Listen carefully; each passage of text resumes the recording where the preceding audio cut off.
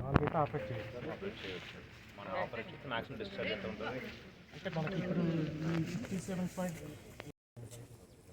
లేదు కదా మామూలుగా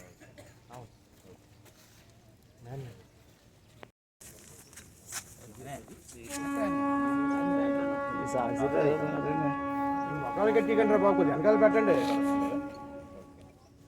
డౌన్ స్ట్రీమ్ మనకి బ్యారల్ లెన్స్ ఇబ్బంది ఏమి లేదు.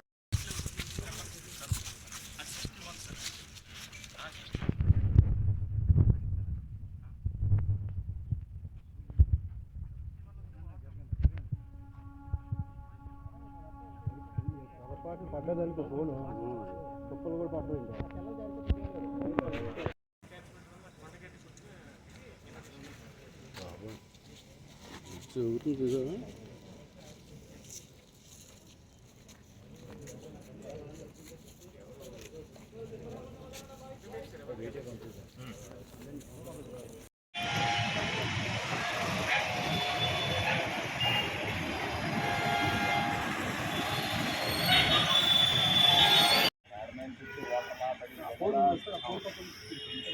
డ్రైనేజ్ సిస్టమ్ కూడా డిజైన్ చేసి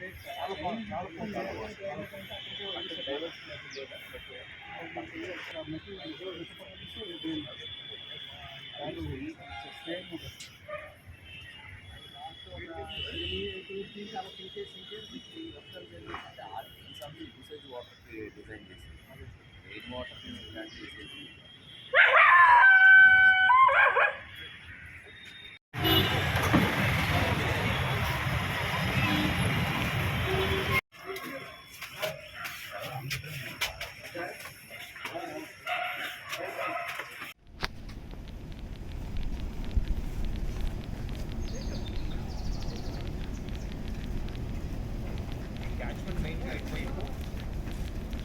ఎక్కడ పడితే మనకు వస్తుంది? సబ్బవరం కొత్త వలస పెందుర్తి సార్. సబ్బవరం కొత్త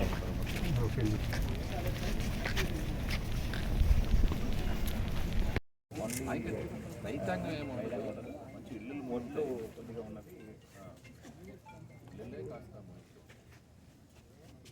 ల్యాండ్ స్లైడ్ కూడా మా ఊళ్ళోనే, అదే గోపాలపట్నం ఇందిరా కాలంలో వార్డ్ 91 91 వార్డు.